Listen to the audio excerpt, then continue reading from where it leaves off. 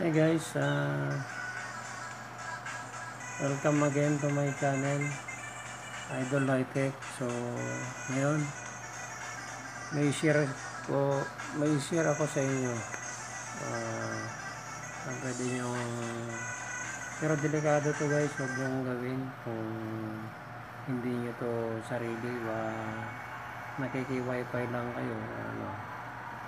Ito ang gagawin natin kung paano malaman yung password sa mga kung connected na yung isang cellphone ng barkada nyo sa kapitbahay nyo. Itong way na to, isa lang way na to. Kung alam nyo yung technique, so tuturo ko sa inyo kung paano malaman yung password yung connected wifi. So ang tuturo ko sa inyo, itong tinuturo ko sa inyo, sana wag nyo masyadong baka pag na-connect na kayo ipagkakalat nyo sa mga lahat na kawawa na yung may wifi. So huwag naman sanang ganun. So ito, start na tayo. So connected na tayo guys, ibig sabihin connected na tayo. Sa mga ibang phone, press lang natin yung wifi, yung sa taas ng ating cellphone. Tapos to guys, lolong press lang natin yung pangalan ng SSID na dun sa wifi setting. So modify network configuration, itindigin natin. Tapos IP address, ba yan? Hindi yan. Ito, show advanced option. So inuulit ko pag yung mga lumang version ng Android, hindi natin nalalong press yung mga notification sa taas ng wifi. So kailangan natin i-manually pupunta tayo sa wifi. So yun lang guys, hanapin natin yung option. So itong IP setting dito, pupunta tayo sa show advanced option. IP setting, kapalitan natin ito ng static para makita natin yung gateway. I know DNS ito tayo papasok, copy paste natin to, yan, copy, yan, go to browser. So go to browser, punta tayo sa Chrome. Yan guys. So ngayon, ayun, i-paste natin to guys. Paste ko na. Log out muna ako. Log out. So guys, dito pag finish natin yung kinopya natin IP address,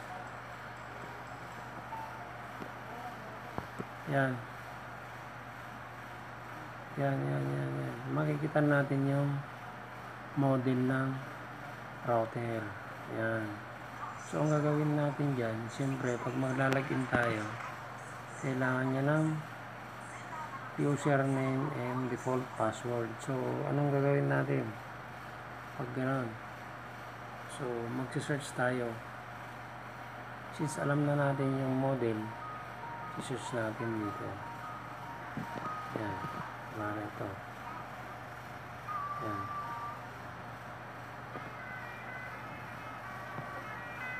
back tayo dito. Yan, back. Yan.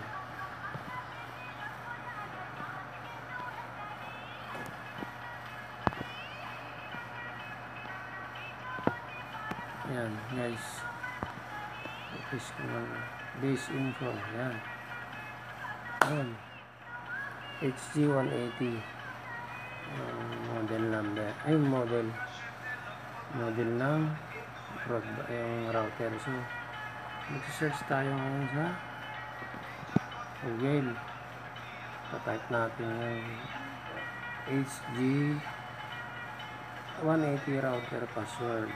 Yan. Then i-click natin yung na-search natin na sabi dito HG180. Yan, VDSL2. Yan. Yan.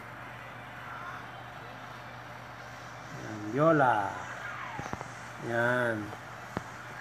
Dito na. Yan, nakita natin yung password, yung default password niya, di ba? Yan. Default password. So, gagawin natin dyan. Yan.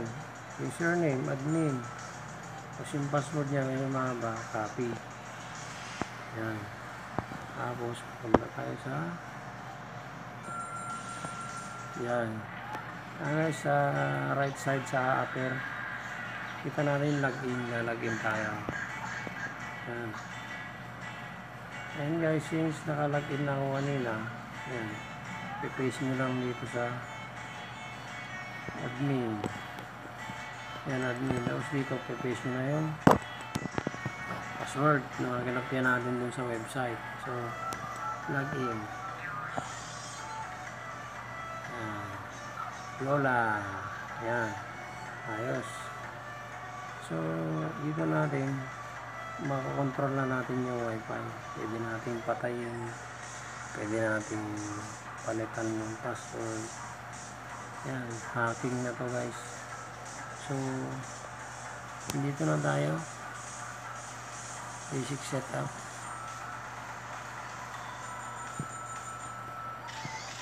Security.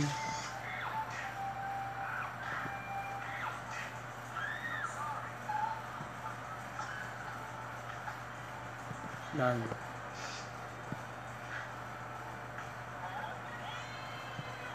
Security setting.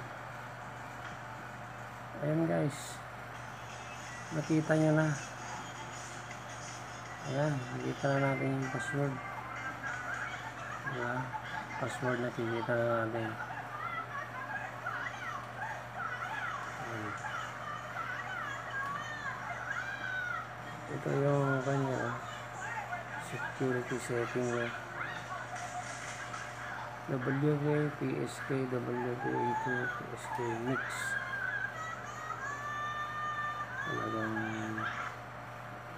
mahirap na ma-hack to guys, unless hindi tayo makakonect. Once na nakakonect yung isang kasama natin dyan, makukuha na natin yan. So guys, hindi ko na siya password ito. Alam mo na yan, WPA pre-share key. Yan yung password. Pag pinindot natin ng show password yan, makikita nyo na. So, yun lang guys. Dito sa management,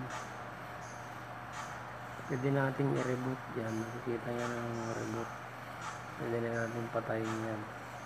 Dito naman, pwede natin palitan yung password.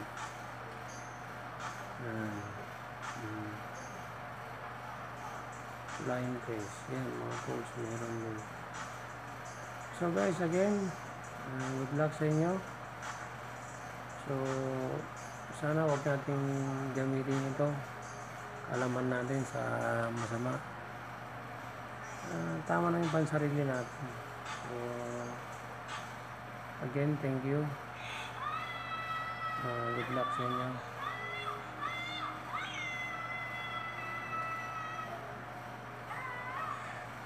Subscribe. Dalayan nyo mag-subscribe kasi marami pa akong i-upload bukas. Salamat again.